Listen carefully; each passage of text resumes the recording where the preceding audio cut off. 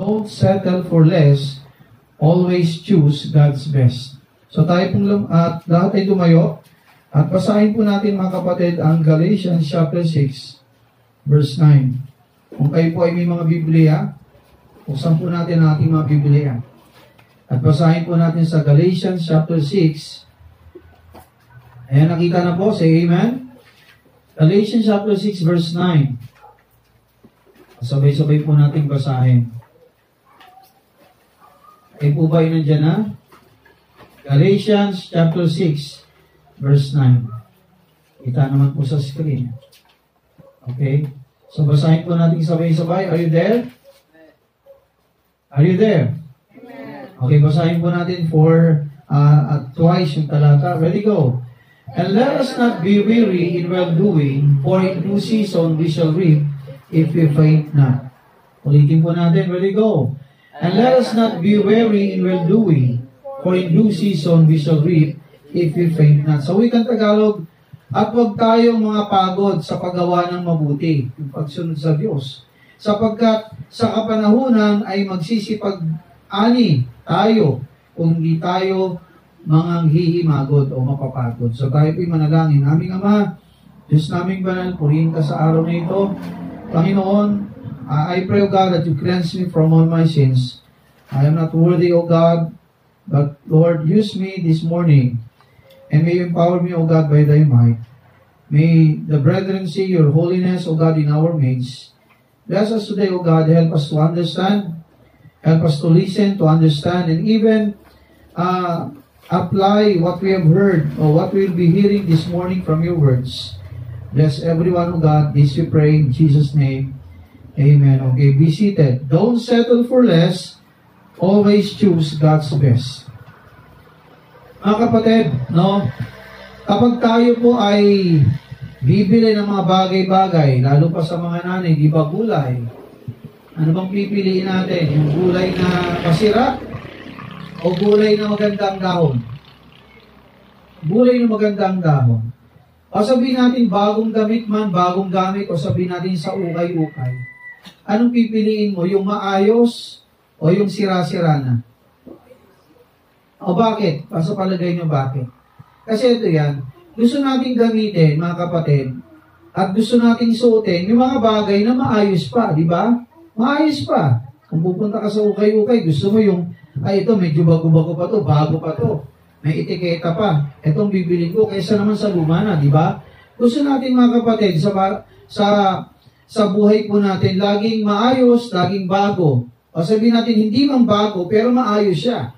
So mga kapatid, dreaming plays an essential role in developing your faith and helping you become the kind person God made you to be. So mga kapatid, nais ng Diyos na ma-develop ang ating pananampalataya. Abay, kung yung bago kang Kristyano, ang pananampalataya may maliit lang, abay, dapat habang tumatagal, no, mga kapatid, yung pananampalataya na meron tayo lumalalim at lumalaki. Nakikinig po ba kayo? So mga kapatid, dapat yung ating pananampalataya lumalaki at lumalalim. Hindi pwedeng tumatagal ka sa taon bilang Kristyano tapos imbis na pamature ka, pawala ka. Diba? Para bang nagtanim ka ng puno, anong gusto mo sa buto na tinanim mo? Di ba sumibol? Gusto mo ba yung butong yan, kasi sibol pa lang, mamatay na. Diba gusto natin, lalo pag fruit-bearing tree, anong gusto natin sa buto na ating tinanim? Mga kapatid, lumaki yan. Maging puno, mamulaklak at magbigay sa atin ng bunga. Mga kapatid, ganun pong buhay ng Kristyano. Nais ng Diyos ng ating pananampalataya ay ma-develop. Without a God-given dream, you can get stuck.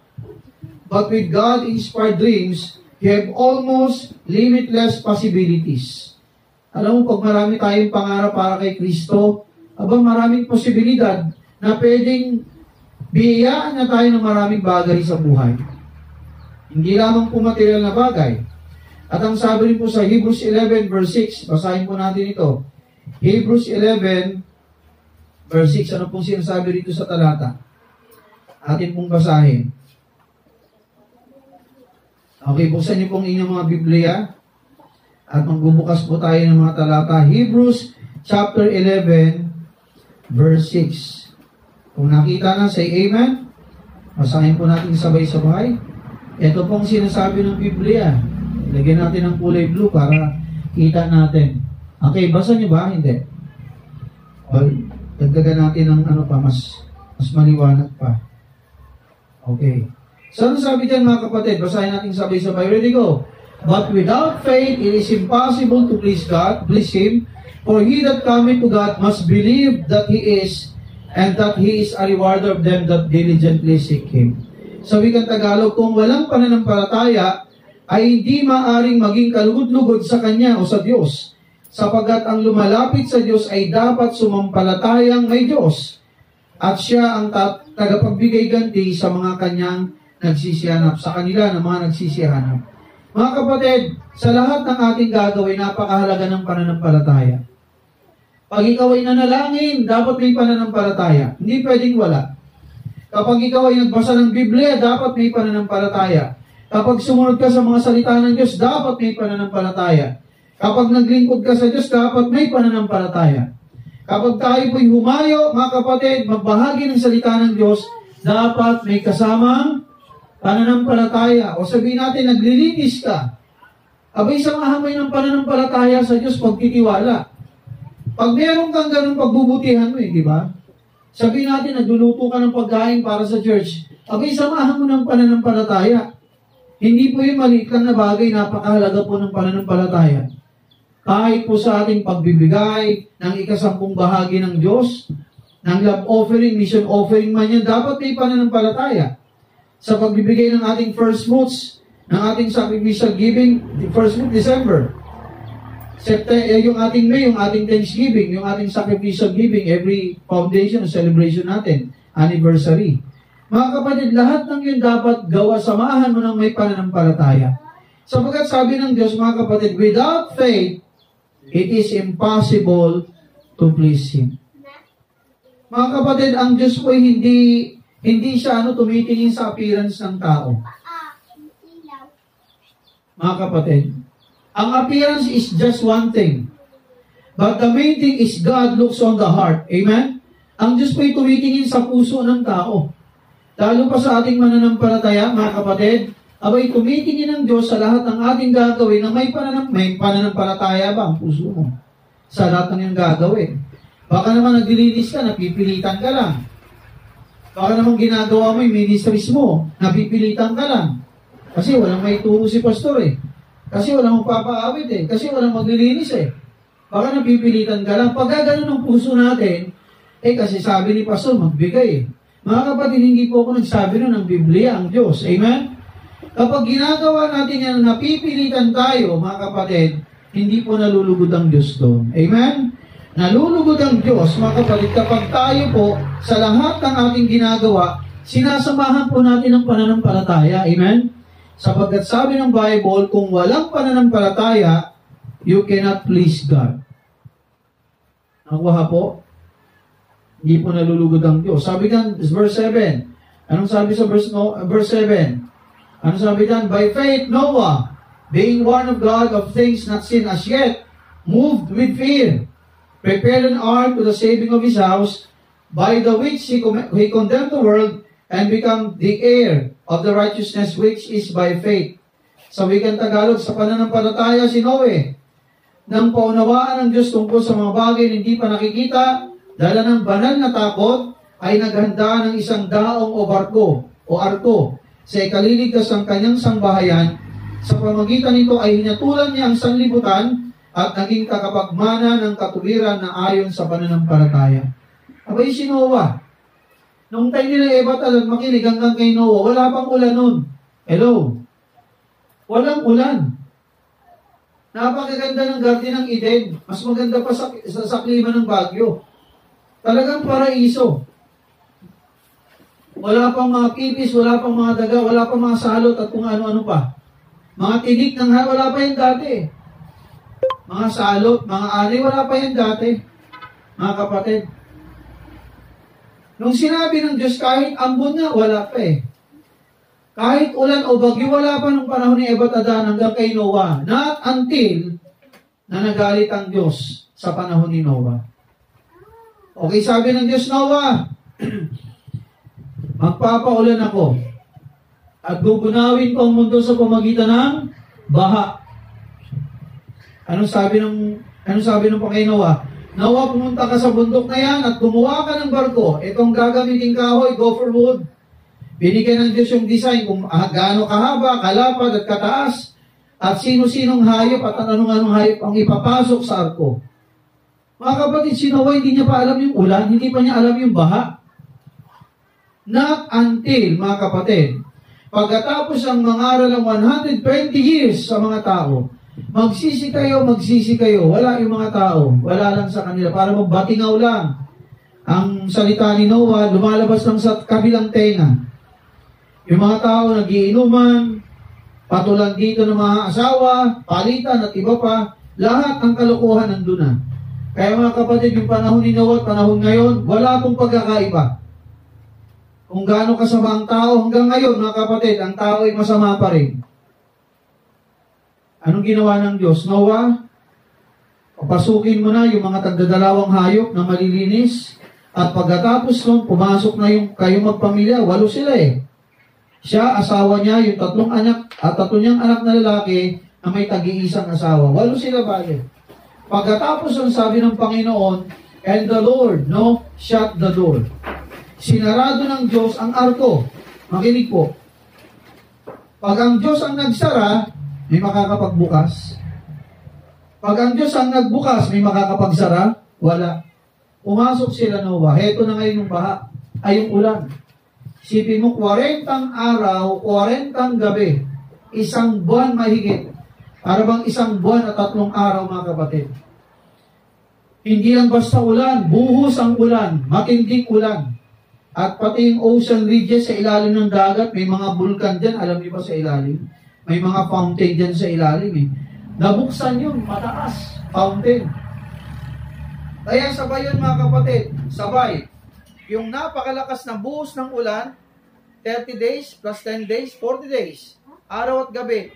Plus yung mga fountain sa ilalim ng dagat, bulwak, sabay yun. Pababa ang ulan, napakalakas, pataas naman yung mga ocean ridges, yung fountains. Kaya no wonder, mga kapatid, lubog lahat ng lupa. Lubog yung isang napakalaking kontinente. Kasi dati isang kontinente pa lang naman eh. Isang lupa pa lang eh. Isipin mo, mga kapatid, 40 days and 40 nights, listen, the whole earth was submerged into water, mga kapatid. Kaya mga kapatid, lahat ng tao na hindi nakasakay sa arko ni Noah, lahat sila nagkandamatay. Nung ang umuulan pa lang at umakit ng tubig, takbuhan sila sa mataas na lugar ni Noah. At kinakalampag nilang pinto ng arko, Noah, papasukin mo kami. Sino nagsara ng pinto? And the Lord shut the door. Kahit anong gawing buksan ni Noah, hindi niya mabubuksan yun sapagkat ang Diyos ang nagsara. Nakuha niyo, mga kapatid. So si Noah, binigyan ng paalala ng Diyos, Noah, gumawa ka ng arko, sapagkat siya ay may takot sa Diyos. Sumunod siya. Kahit hindi niya alam kung anong ulan, kung anong baha. Di pa niya na-encounter yun sa buong buhay niya. Doon lang nung nagalit ang Diyos at ginunaw ang mundo. Mga kapatid, napakahalaga ng pananampalataya sa buhay ng mananampalataya. Ang sabi ng Bible, kung walang pananampalataya, hindi mo malulugod ang Diyos sa buhay mo.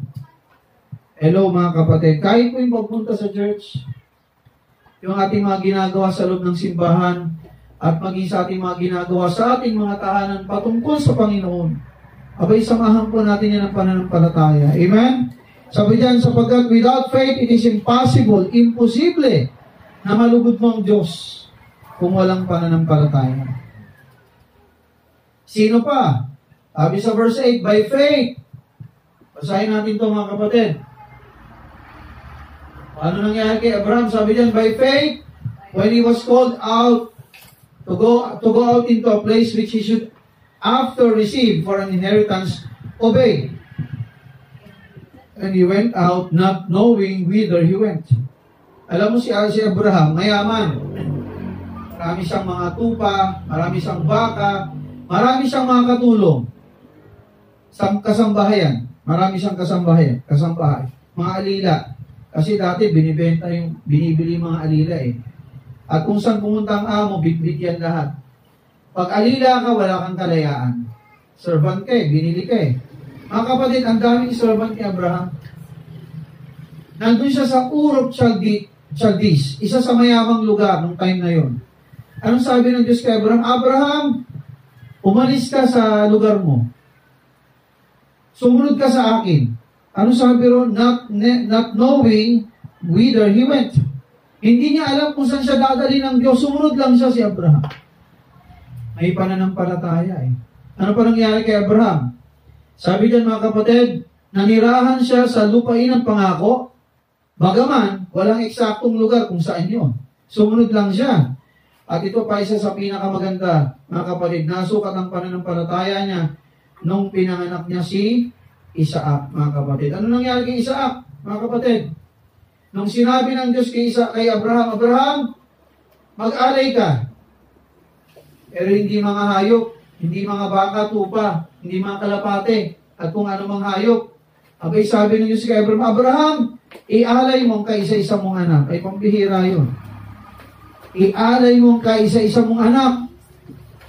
Abay mga kapatid, si Abraham walang tanong-tanong. Hindi siya nagtanong, Panginoon, bakit anak kong iaalay ko sa iyo? Eh, sino ba nagbigay ng anak ko sa kanya? Di ba ang Diyos? Wala siyang angan. Mga kapatid, hanggang dun sa bundok na yan, mga kapatid. At dun, talagang seryoso siya. Ang Diyos ang nanghihingi eh. Isipin mo, pwede namang kayamanan ni Abraham eh. Pwede namang salapi ang maging first fruits niya eh. Pwede namang sabihin natin mga ari-ari niyang isakripisyon sa Panginoon eh. Pero mga kapatid, ang hinihingi ng Diyos malinaw sa kanya. Sino? Si Isaac. Pastor, alam kaya yun ni Sarah? Ako'y naniniwala kasi si Sarah may takot din sa Diyos eh. Sumunod lang yung asawa niya. Marahil. Pero mga kapatid, hindi mapipigilan ang pananampalataya ni Abraham sa Diyos. Alaman hindi ni Sarah ng asawa niya, mga kapatid, seryoso siya. Pupunta ako sa bundok na yun kung saan ako pinapupunta ng Diyos at iaalay ko ang kaisa-isa kong anak. Isipin mo mga kapatid, mabihirang pananampalataya yun. Pero sinubok lang pala siya. Alam natin istorya, di ba? Hindi naman tinuloy ng Diyos. Sinubok lang siya. Mga kapatid, sa buhay natin bilang Kristiyano, kung yung pananampalataya natin hindi lumalago, makinig, hindi ka rin lalago sa Espiritu. Amen? Ayaw ng Diyos na tayo po'y manatiling baby Christians pa rin. At ayaw din ng Diyos na ikaw ay tumatandang Kristiyano parang ang bonjing, parang wala ka naintindihan, wala kang naunawaan sa salita ng Diyos, mga kapatid. Nais ng Diyos, lumago ka. Amen? Ayaw natin, di ba sa anak na, ano ba itong anak ko, tangkat-tangkat ko, tapos unano, saan ba ito pinagmana? Baka hindi ko ito anak. Naalala ko yung naparid ko sa TV, mapuputi sila. Abay, nanganak yung babae, negro. Sabi nung dati, parang nagawin dati, baka naman mayroong kang iba. Ayun pala, pwede palang mangyari yun. Meron silang ninuno ng mga negro. Nung teenage nila, kasi ang puputi nila eh. Nung teenage nila, meron silang mga ninunong negro talaga. Para bang lolo ng lolo nila na talagang maiitim. Mga kapatid. So nais ng Diyos mga kapatid na tayo po ay mag-grow sa pananampalataya. Kayo ba? Gusto niyo bang mag-grow din sa pananampalataya? O don't settle for less. Huwag kang average lang ako, pastor. Tama na to 80. Tama na to 82. Abay, kung Kristiyano ka, hindi ka dapat mag-settle lang sa average. Amen? Abay, dapat below average ka. Hello? Hello? Talon din po sa ating paglilingkod sa Diyos. Abay, pag-usayan mo. Amen? Minsan lang tayo dito sa mundong ito, pagkatapos naharap tayo sa Diyos, abay, hindi pa natin pag-usayan. Okay, ano pa, mga kapatid? You will find, so dito sa 11.6, no, dreaming is a catalyst for internal change. Abay, dapat nag-isip tayo, paano kaya madidevelop ang pagiging kong estudyante? Paano ba ako mag-e-excel? Paano ba kami lalago? Paano ko ba pag-uusayan pang pag-aaral ko? Abay, huwag ka mag-settle sa average. Amen? Dapat umangat ka. You will find no greater fulfillment than when you are doing what God created you to do. Ano ba yung disenyo ng Diyos sa atin? Abay, sundin natin. Amen? At gawin natin. Sapagat yun po yung disenyo ng Diyos sa atin. Okay. Next. Sabi niya mga kapatid, God wants to see if you're going to keep cultivating, planting, and sowing. Napakahalaga ng mga kapatid eh. Huwag kang manatili dun sa status quo. Patuloy kang magbungkal, patuloy kang magtanim, patuloy kang mag-discover. Mga kapatid, yun mo yung mga magsasaka. Di ba pagkaani ng pinya, itong kapitbahay natin, di ba? Pagkaani ng pinya, tumitigil ba sila? Hindi eh. Pagkaani ng pinya, siguro ilang araw lang o linggo lang ata, bubungkalin na naman, di ba? Lalagyan na naman nila siguro ng pataba. Tapos magtatanim na naman sila. Mga kapatid, hindi sila tumitigil. Abay, dapat tayo rin po, makinig po, sa buhay bilang Kristiyano, huwag tayong tumigil. Amen? Huwag kang manatili sa status quo. Huwag kang manatili sa pagiging average lang. Ang Kristiyano hindi ganon. Ano sabi ng Diyos? Ang kanyang pangarap para sa atin, mga kapatid, He wants us to give us abundant life. Masaganang buhay ang nais sa atin ng Diyos, kaya huwag kang tumigil. Huwag kang manatili sa ganyang kalagayan lang. Abay, mangarap ka. Kahit sa ating pananampalataya, mga kapatid, ikaw at ako ay dapat na mangarap. Amen? Mag-excel ka. Umangat ka. Okay, if you see consistency in your life, then the harvest will come. Yun ang nais ng Diyos eh. Consistent. Alam niyo ba kung paano nabuo yung mga stalagmites at stalactites sa kuweba? Siguro pag nakakita kayo ng cave, may mga bato na parang patulis. At may mga bato sa baba na pagano naman patulis din. Alam niyo ba kung paano nabubuo yun? Sa patak-patak ng tubig lang. Yung mga minerals na maliliit, mga kapatid, naiipon yun. Kaya nagiging stalagmites at stalactites. Ano pa? Kahit gaano kalaki ang bato, mga kapatid, yung patak ng tubig na tuloy-tuloy, makinig nakakabutas siya ng bato. Yung patak-patak na tuloy ng tubig, tuloy-tuloy lang, walang tigil, pwedeng makabutas siya ng bato. Mga kapatid, ganun din po sa pananampalataya, nais ng Diyos maging tayong consistent. Sa pagsunod kay Kristo, susunod ako. Ngayon, bukas hindi. Susunod ako. Bukas hindi. Pag na-realize mo na naman na mali na naman pala ang buhay ko, baka balik nga uli sa Diyos. Mga kapatid, mauunahan ka pa ng ibang Kristiyano. Hello? Mauunahan ka pa. At diba, nakakaya pag nakulelat ka, pambira sila, nakatakbo na, nasa finish line na, ikaw nandun ka pa rin sa starting line. Hello? Di ba rin ang mabagal, basta consistent ka. Amen? Hindi naman pabilisan ang pagtakbo sa Panginoon Ang pagsunod sa Panginoon, mga kapatid, tuloy-tuloy dapat. Merong mabibilis, tuloy-tuloy lang. Meron namang mababagal, basta tuloy-tuloy lang, huwag kang titigil sa pagsunod kay Kristo. Huwag mong hayaan na hindi ka lumago sa pananampalataya. By the way, sabi ng Bible, paano ba lumalago ang pananampalataya sa Romans 10:17? Basahin po natin.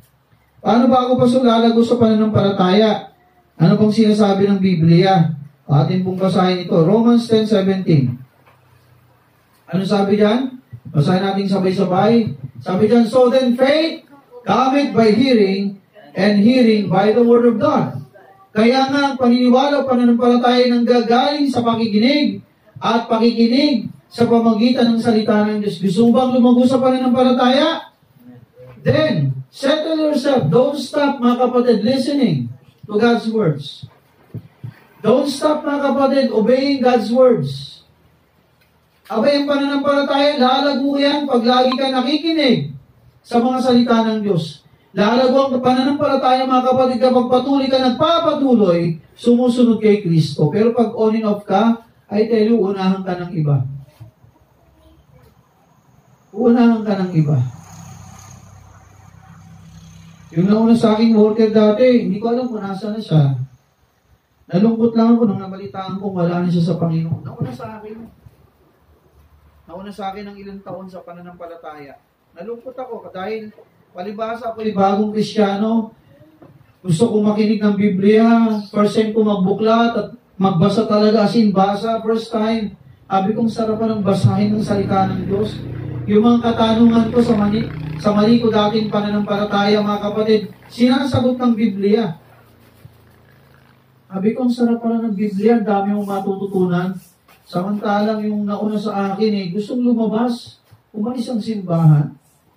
Well, ako'y bagong Kristiyano, hindi ko maintindihan, pero sayang. Amen, sayang. Alam mo mga kapatid, huwag tayong tumigil. Huwag mong hayaang mangulelat ka. Amen?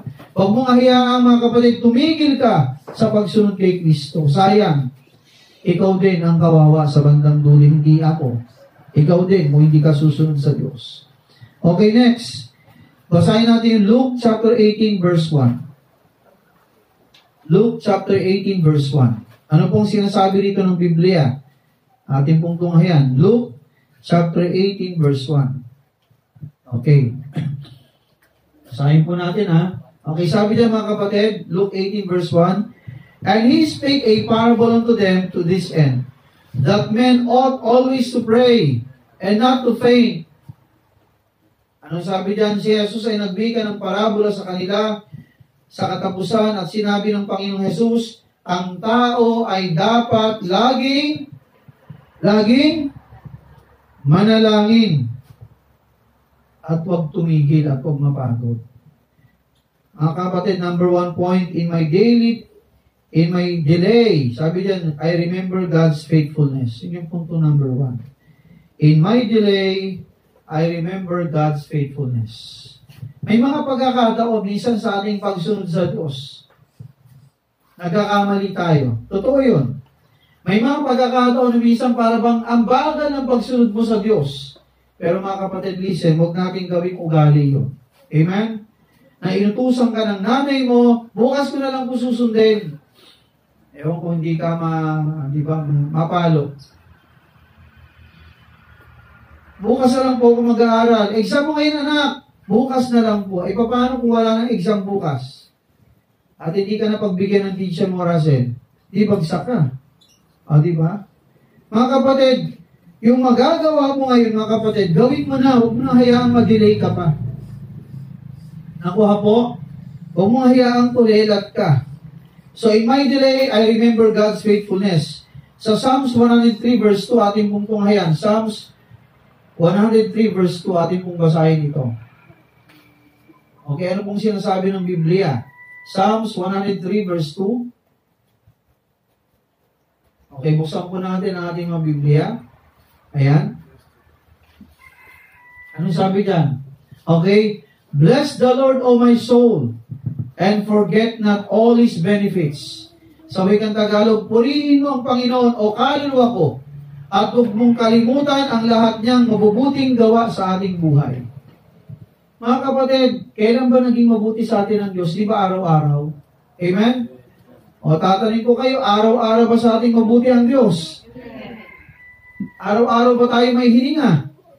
Araw-araw ba tayo malakas? Araw-araw ba tayo may kinakain? Mga kapatid, sagana pong biyaya sa atin at hindi niya pinagkakait.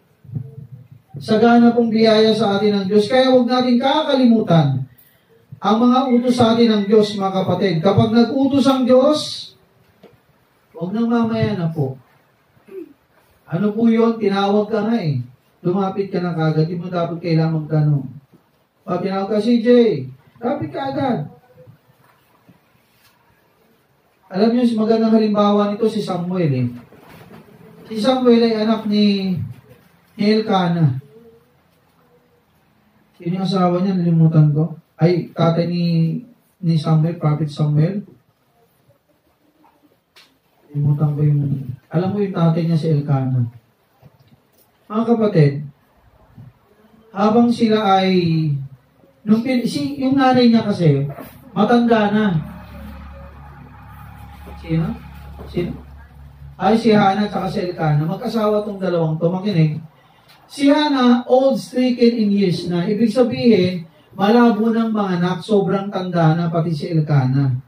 Pero ang dalangin ni Hannah, malaki ang kanyang pananampalataya sa Diyos. Lord, bago man lang ako mawala sa mundong ito, Panginoon, bigyan mo naman ako, Diyos, ng anak. Umiiyak siya.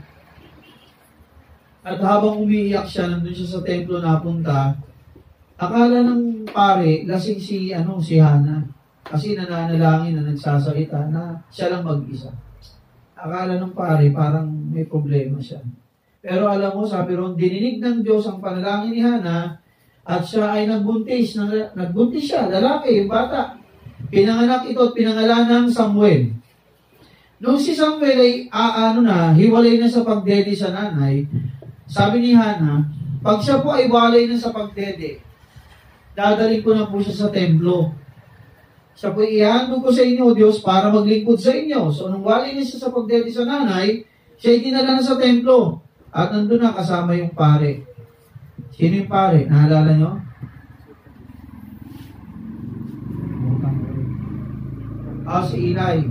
Si Eli. Okay. So, nung nandun na si Samuel, isang gabi, may tumawag sa kanya. Samuel. Hindi siya nagtanong, bakit po? Hindi eh. Anong ginawa niya? Sa kanyang pagkakahiga, tumayo siya. At lumapit siya kay Eli, pare kasi si Eli. Eli, tinawag niyo po ako.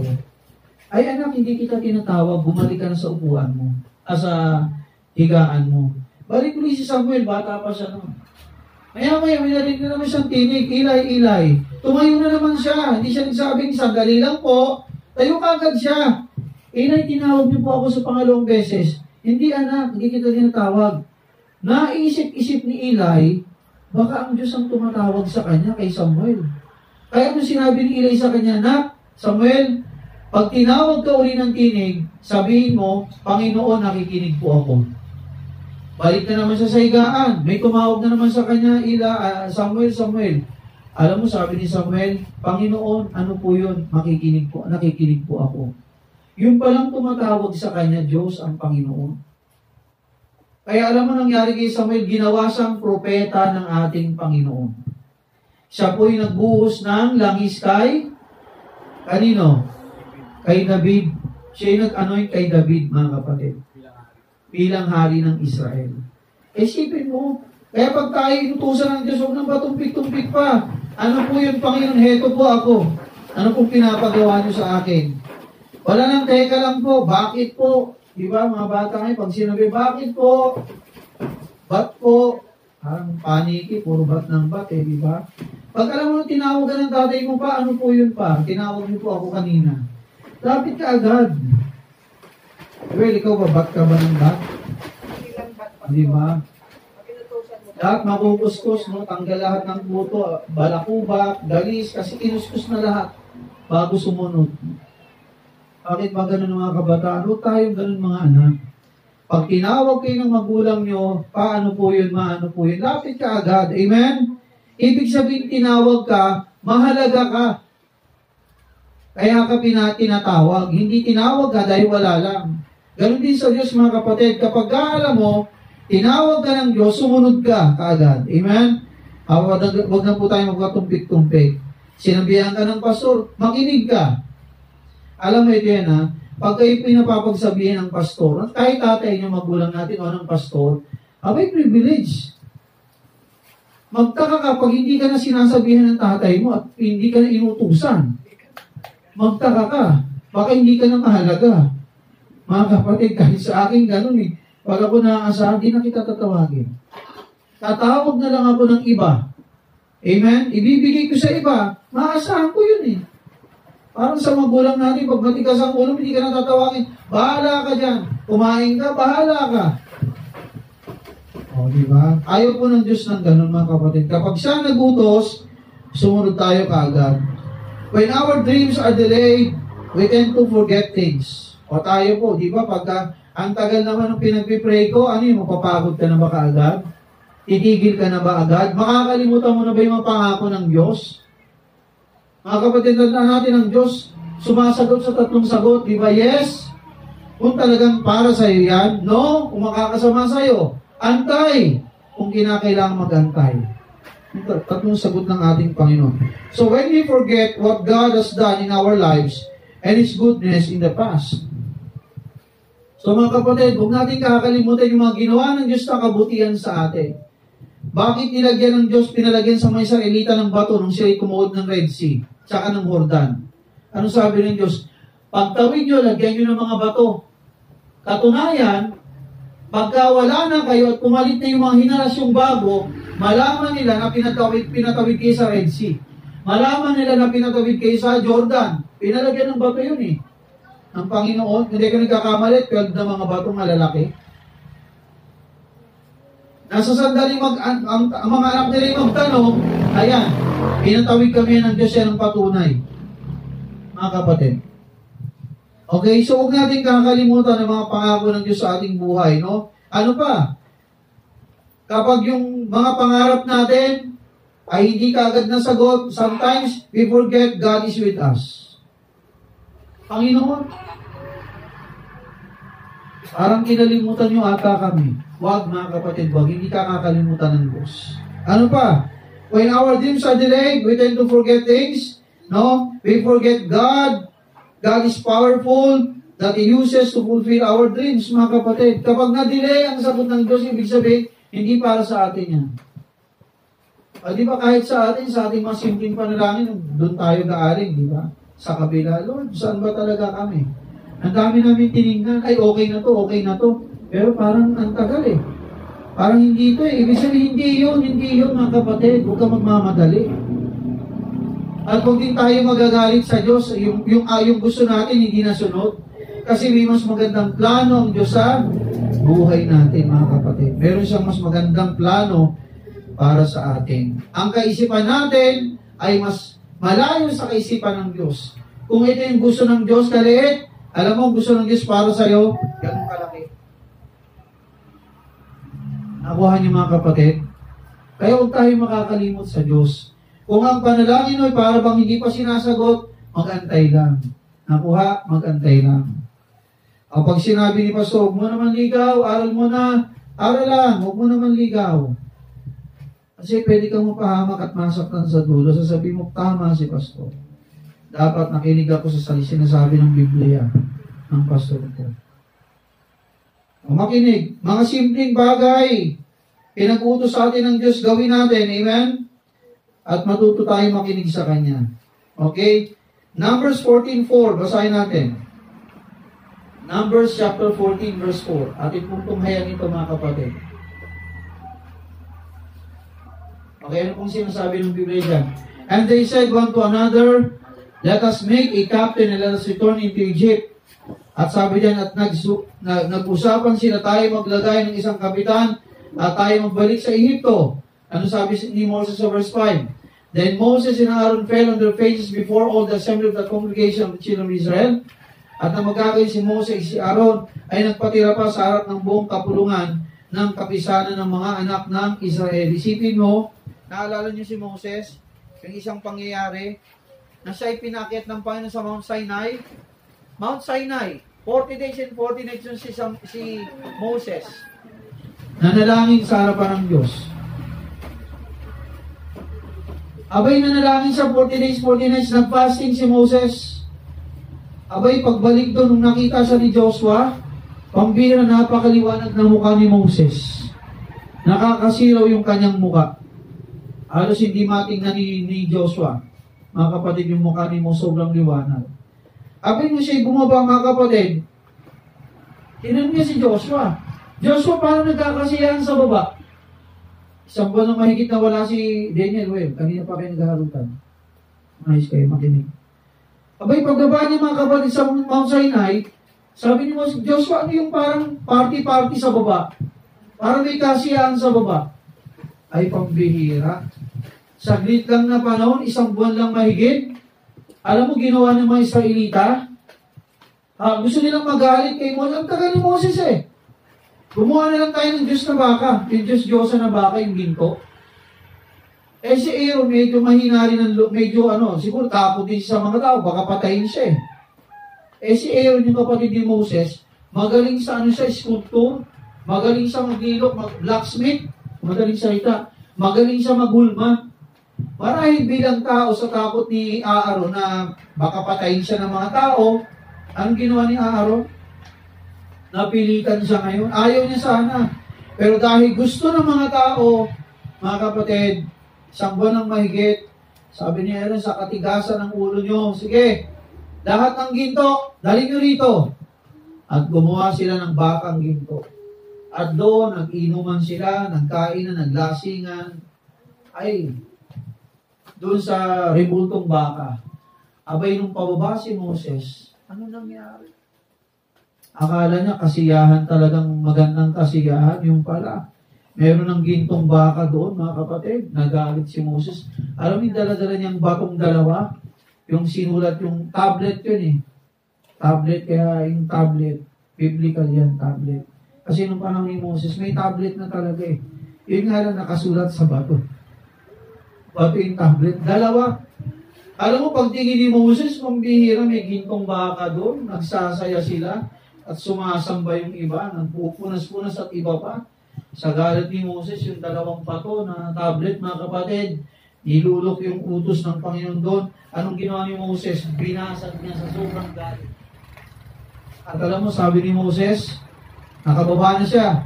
Lahat, mga kapatid, na nag-contribute nung yung baka, nagbigay ng mga ng ginto para makagawa ng baka. Sabi ni Moses, pulbusin yan. Pulbusin, pinowder uli. Hindi ko alam kung paano nila giniling yun para maging powder. At alam mo, sa galit ni Moses, lahat ng sumuporta dito sa paggawa ng baka, lulukin nyo lahat ng mga powder na yan. Isipin mo yung powder na ginto sa sobrang galit ni Moses. Sabi ni Moses, lahat ng sa Diyos, dito sa akin, lahat ng kay Jehovah. Lahat naman ang gumawa ng ganitong kabalbalan sa Diyos dito, pinahiwa ni Moses. Alam mo, sumunod, bubukay yung lupa. Nagkaroon marami ng likod kasi bubukay yung lupa eh. Alam niyo nangyari? Nung bumuka ang lupa, lahat ng wala sa panig ni Moses, nilamon ang lupa. Nilamon. Pagkatapos yung lupa, bumalik uli. Ano kaya nangyari sa kanila sa ilalim? Patay. Pinatay sila ng Panginoon. Mga kapatid, huwag natin kakalimutan ang mga pangako ng Diyos. Isipin mo si Moses, 1 buwan lang at 10 araw. Nakalimutan na nilang pangako ng Diyos. Nakalimutan nilang tumawid sila sa Red Sea. Nakalimutan nila yung pinakain sila ng mana ng Diyos sa wilderness, ng pugo. Mga kapatid, iba pa, yung bato na hinampas ni Moses, may dumali na tubig. Nalimutan nila yung mga pangako ng Diyos. Mga kapatid, sometimes we tend to forget God's promises and even the goodness of God. Mga kapatid, please, huwag natin kakalimutan ang mga kabutihan sa atin ng Diyos. Kapag tayo, mga kapatid, minsan parang sinasabi niya makalimutan mo ang Diyos, kalimutan mo ang kanyang mga ginawa, mga kapatid, makinig. Alalahanin natin yung goodness ng Diyos sa iyo. Amen? Kahit sa ating simbahan, small things, mga napagtagumpayan natin, mga kapatid, small things, alalahanin natin. Amen? Huwag natin kakalimutan yung kabutihan ng Diyos sa ating buhay. Amen? Hello? Amen. Amen. Sa amin, buhay mag-asawa, ang daming pagsubok. 2 beses na kunan si Mrs. Iyang-iya ako kahit 7 pesos, wala akong pantakbo sa ospital. Nangiiyak ako nun. Habang nakahiga. Kung babalikan mo yun, hindi ko alam kung saan ako kakapit. Pero alam ko, nandiyan ang Diyos kasama ko. Wala akong mahingihan ng 7 pesos, nakakaya eh. May asawa ka na 7 pesos, wala ka. Pero mga kapatid, nalampasan yung lahat. Amen. Nalampasan lahat. Napakabuti po ng Diyos, kaya huwag natin siyang lilimutin. So mga kapatid, in my delay, let us always remember God's faithfulness. Anong sabi sa Lamentations 3:22-23? Basahin natin. Lamentations 3:22-23. Ano pong sinasabi ng Biblia? Patungkol po sa goodness ng ating Panginoon. Okay? Anong sabi dyan? Basahin po natin sabay-sabay. Ready, go? It is of the Lord's mercies that we are not consumed, because His compassion fail not. Sa verse 23, they are new every morning, great is thy faithfulness. So we can Tagalog, sapagkat sa kawaan nga sa mga kaawan nga ng Panginoon ay hindi tayo nalipol, sapagkat ang kanyang mga habag ay hindi nauubos. 23 Tagalog, ang mga yaoy bago tuwing umaga, dakila ang iyong katapatan. Isipin mo ang Diyos sa atin matapat. Pasensya na. Kahit tayo maraming pagkukulang, makinig, kahit minsan hindi ka nagsusorry, matapat pa rin sa iyong Diyos.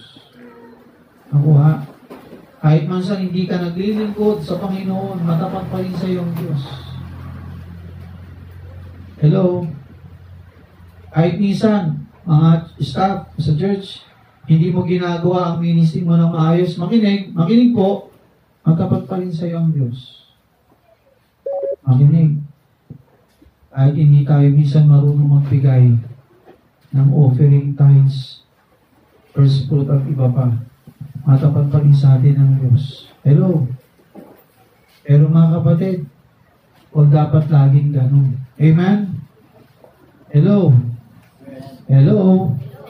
Abay, kung yung iba nabibigatan, makibuhat ka rin. Amen? Kung yung iba'y nahihirapan, makiramay ka rin. Makinig po, hindi lagi. Listen. Bagaman matapat ang Diyos, pero mga kapatid, kapag tayo po'y pasaway, hindi rin naman po nalulugod ang Diyos pagka hindi tayo nagpapatuloy sa Kanya. Amen? Nakuha po mga kapatid? So sabi diyan, it is of the Lord's mercies that we are not consumed, because His compassion fail not. They are new every morning. Great is thy faithfulness. Kahit marami tayong pagkukulang sa Diyos, ang mga kahabagan sa atin ng Diyos ay bago pa rin araw-araw. Amen? Sabi nga sa awit, di ba? They are new every morning. New every morning. Great is thy faithfulness. Iba tuwing umaga, ang araw matapat na sumisikat sa atin. Abay, pasalamat tayo. Nandito tayo sa lugar ng magandang klima. Alam mo, pag nasa Manila ka, iba yung init sa Manila. Grabe. Nung pauwi kami kahapon sa Tagaytay, para bang home sweet home. Ang sarap ng amoy dito eh. Kumpara sa mausok na lugar, mga kapatid, iba yung klima rito sa atin. Mapahlag tayo, mga kapatid. Ganun pa man, purihin ang Diyos. Amen? Sapagkat ang katapatan niya sa atin ay hindi po nagbabago. Marami man tayong pagkukulang, pero ang Diyos hindi siya nagkukulang sa atin. Amen? Sabi nga ng isang awit, O Diyos, di ka nagkulang, di ba? Biyaya mo sa amin ay wagas. Araw-araw, mga kapatid, may biyaya sa atin ng Diyos. Okay? So mga kapatid, tandaan po natin, pag tayo po'y dumaraan sa mga pagsubok, mga kapatid, alalahanan natin yung kabutihan ng Diyos. Yung mga pagsubok na nalampasan natin, alalahanin natin mga katapatan at kabutihan sa atin ng Diyos. Okay, next. Sabi po rito sa Psalms 106, verse 7 to 13. Basahin po natin ito. Psalms 106. Ano pong sabi ng Biblia rito? Verse 7 to 13. Basahin po natin ito. Okay, sabi diyan, Our fathers understood not thy wonders in Egypt. They remember not the multitude of thy mercies, but provoke him at the sea, even at the Red Sea. So, wikang Tagalog, Tagalogin ko na para mabilis. Ito nakakalungkot. Yung kanilang mga ama nakalimot sa kabutihan ng Diyos. Yan ang sinasabi sa verse 7. Nevertheless, sabi ng Panginoon, nevertheless, He saved them for His name's sake, that He might make His mighty power to be known. Sabi ng ganun pa man, kahit ang inyong mga ninuno ay nakalimot sa akin, ano sabi ng Panginoon? Sila ay niligtas ko pa rin sa aking pangalan. Upang, sabi niya, ng aking kapangyarihan ay mahayag.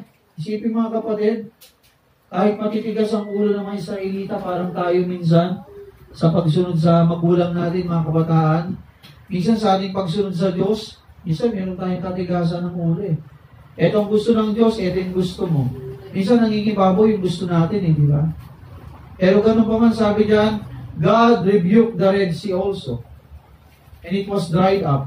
So He led them through the depths as through the wilderness. So isipin mo, kahit matitigas yung ulo sa kanila ng ibang mga nauna sa kanila, mga kapatid, iningatan pa rin sila ng ating Panginoon. At hindi po sila pinabayaan. Verse 10, He saved them from the hand of him that hated them and redeemed them from the hand of the enemy. Isipin mo na, ilang taon silang bihag ng Egypt, mga Egyptians, yung mga Israelita, 400 years, ginawa silang alila. Pinapagtrabaho, alam mo, ito mga Hudyong ito, sila nagpatayo ng silang nagtayo ng Pyramid of Egypt. Alam niyo ba yun? Inalila sila. Russell, ano yun? Mamaya na yan. Mamaya na. Muna kayo. Chimpa.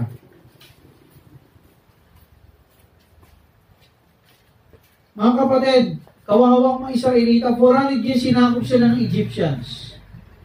Minsan, pinapagawa sila ng bricks. Alam niyo ba yung bricks? Yung paano natayo yung Pyramid of Egypt?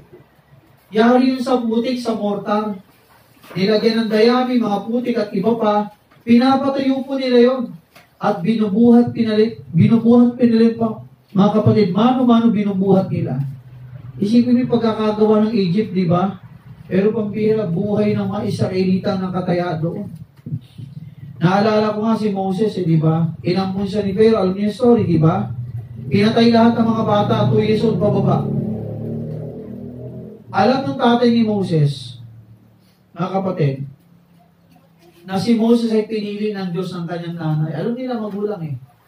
Kailangan natin itakas ang ating mga anak. Anong ginawa nila? Samantalang nag-iiyakan yung mga magulang sa bawat tahanan kasi pinapatay yung mga bata 2 years old pababa eh. Alam mo ginawa nila kay Moses?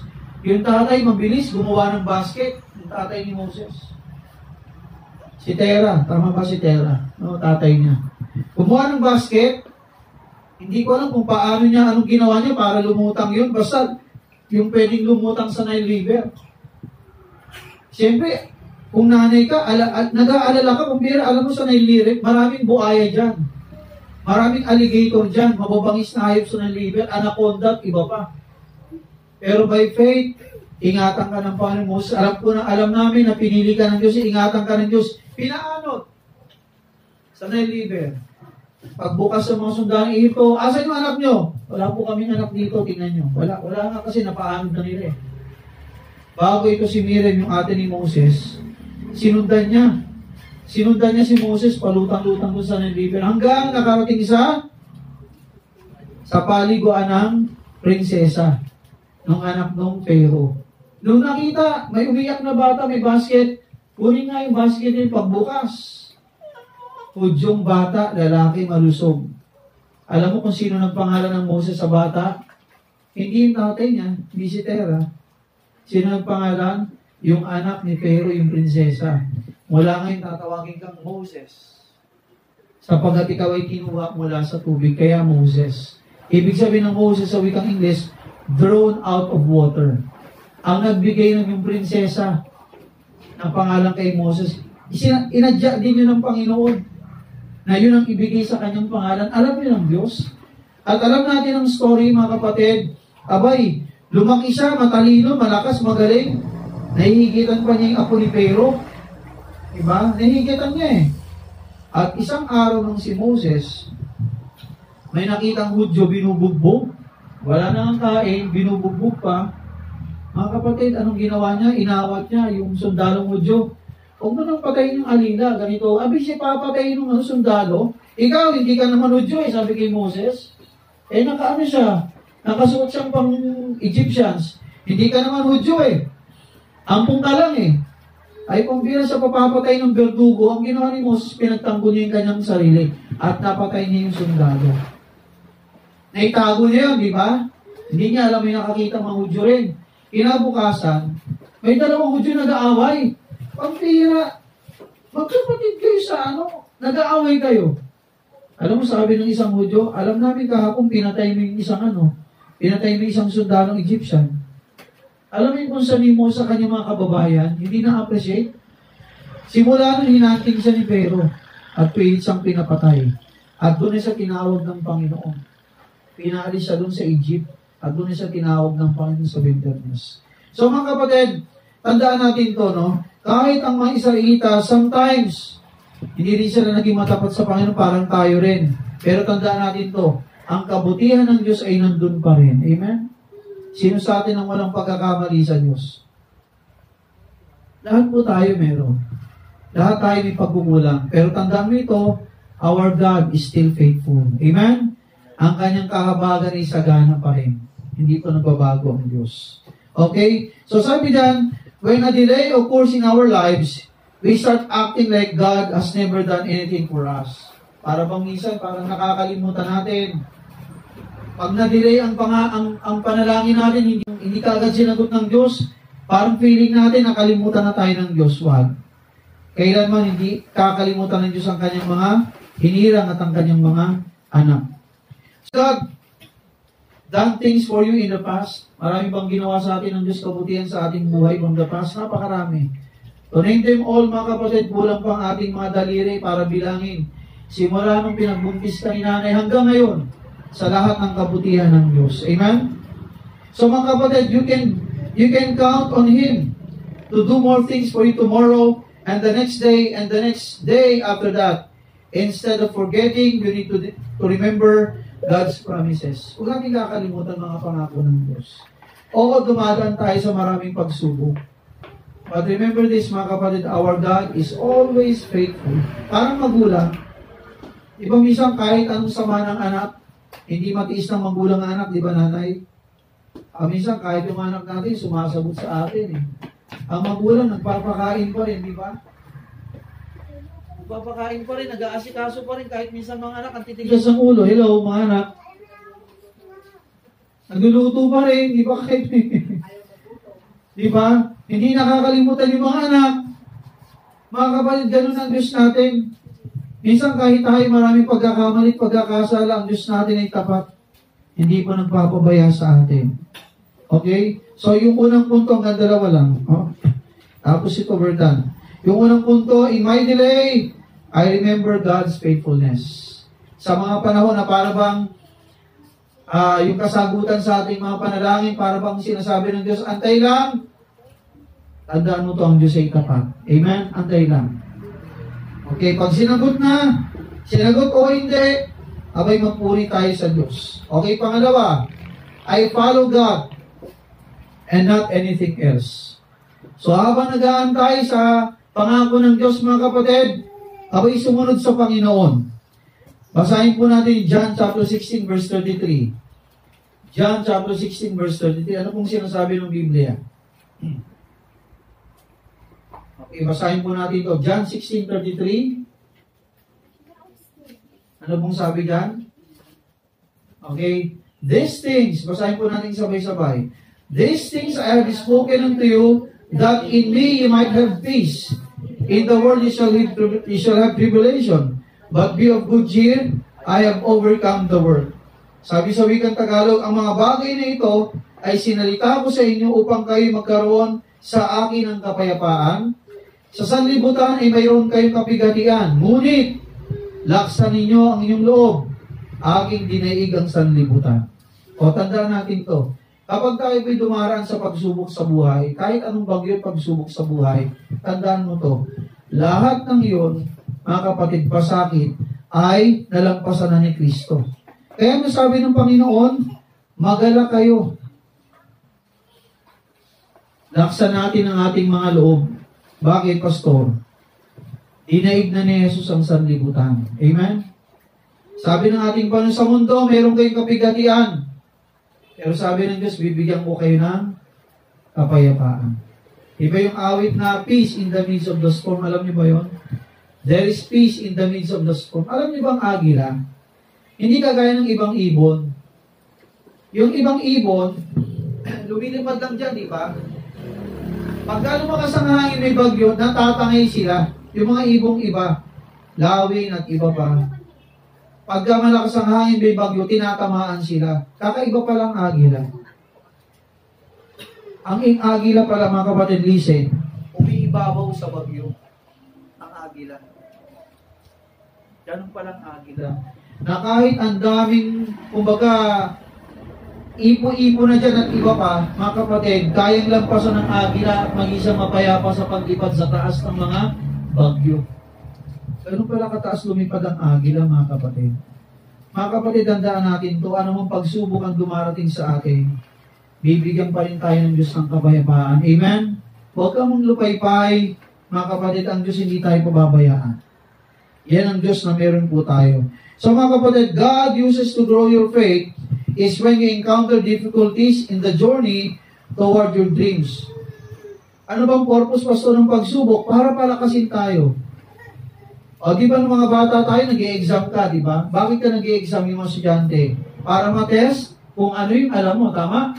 Kung nag-aaral kang mabuti. Para makapasa ka sa mga pagsubok, testing yan eh. Yung exams na yan, testing yan eh. Mga kapatid, ganun din tayo. Para masukat at mag-level up ka, bakit may mga exam?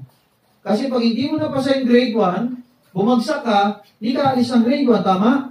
Pag naipasa mo yun, mag-level up ka. Ganun din sa Diyos. Bakit na tayo minsan pinapadaan ng mga pagsubok? Mga kapatid, para tumibay tayo. Amen? Hello? Kaya pag may pagsubok, alam ko, Panginoon, hindi ko to kaya, pero kaya mo to. Amen? Tandaan natin to, sabi sa 1 Corinthians 13, walang pagsubok na dumadaan sa ating buhay na hindi alam ng Diyos. Basahin natin. 1 Corinthians 10:13. Anong sabi diyan? Okay, sa inyong mga Bibles, pwede nyo buksan, no? 1 Corinthians 10, verse 13. Ayan, no? Basahin natin sabay-sabay. Okay, sabi diyan, there hath no temptation taken you, but such as is common to men. But God is faithful, will not suffer you to be tempted above that you are able, but will with the temptation also make a way to escape, that you may be able to bear it. Sa wikang Tagalog, hindi dumating sa inyong anumang tukso o pagsubok, kundi yaong matitiis ninyo ng tao. Datapwa tapat ang Diyos na hindi niya itutulot na kayo tuksuin o masubok nang higit sa inyong makakaya. Subalit o ngunit, kalakip din ang tukso o pagsubok na yan ay gagawin naman ng Diyos ang paraan upang, tayo ay makalampas sa mga pagsubok na yan. O kung tatanungin ko kayo, yung mga pagsubok na dumaan sa inyo, nalampasan hindi? Nalampasan hindi? Yung mga bagyo na signal, number 1, number 2, number 3, lindol at iba pa, taal at iba pa, nalampasan natin hindi? Mga kapatid, tandaan natin to, walang pagsubok na hindi mo kayang lampasan. Oo. Minsan, eto yan minsan parang parang ito yung kalsada, ito bangil. Minsan, parang ilalagay ka ng Panginoon dito eh. Parang ito, di ba? Sabihin natin, kalsada, ito, malalim na yan. Minsan, hinahayaan ng Diyos na dali niya tayo rito. Di ba, dito hulog ka na eh, di ba? Minsan ganun ng Diyos eh, para bang tetestingin ka, ilalagay ka sa para bang bingit ng alanganin, na para bang wala ka na makakapitan, wala na. Diba? Tao, wala kang malalapitan.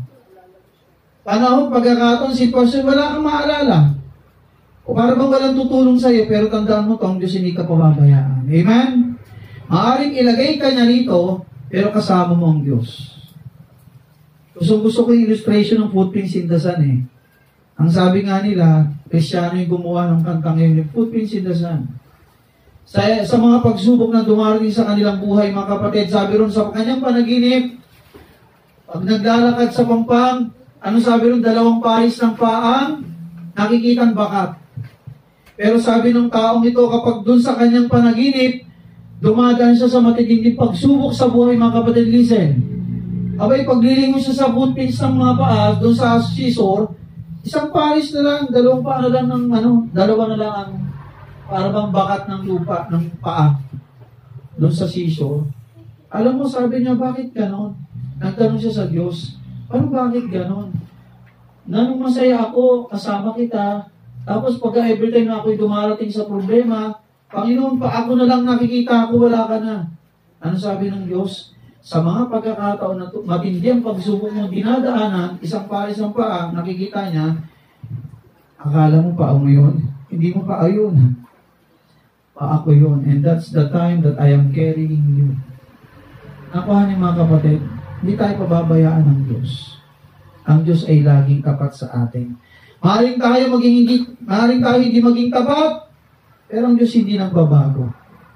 Pero nais ng Diyos maging tayong matapat. Amen? So are you still hungry to hear from the Lord? Yun ang nais ng Diyos eh. Magkaroon tayo ng pagkauhaw sa kanyang mga salita. Sabi ng Bible, Romans 10:13, faith, 17, faith cometh by hearing and by hearing of the Word of God. Paano matitest yung katatagan ng pananampalataya mo minsan pag wala tayo, hindi tayo dumadaan sa pagsubok? Yun ang purpose ng pagsubok eh. Yung pagkatao mo, yung pananampalataya mo, lalong tumibay at tumatag. Bakit po may mga pagsubok? So, huwag natin kakalimutan ng Diyos. Okay? Buksan po natin yung dalawang talata, last, Acts 17. Acts chapter 17, verse 10 to 12. Ano pong sinasabi rito? Acts 17, verse 10 to 12. Okay, anong sabi niya mga kapatid?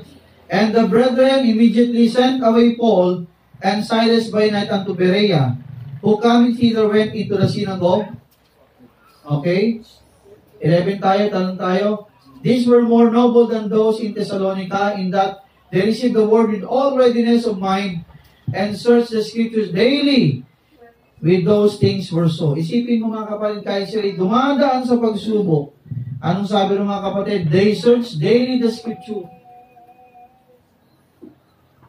Abay, kung gusto rin natin malampasan ang mga pagsubok na meron tayo, abay, lumapit tayo sa Diyos. Amen? Lumapit tayo. Lumapit ka, kumapit ka sa Diyos, dumikit ka. Parang sa tatay mo, pag galit ang tatay mo, huwag kang lalayo, nanay mo, lalo pa. Kasi malimit naman, pasensya na, alam ko parang mas maraming mamalo ang nanay, no? Ang tatay, minsan lang mamalo. Pero pag namalo, naku, pasensya na kahit ako eh. Saan ako minsan? Minsan parang hindi ko makontrol eh. Pero mas maraming kurot, pingot, di ba, sa singit, nanay, dito, pukurutin ka ng nanay mo, kurot dito, yan. Pero pag ang tatay, minsan lang mapalo, pero huwag niyong pupunuin.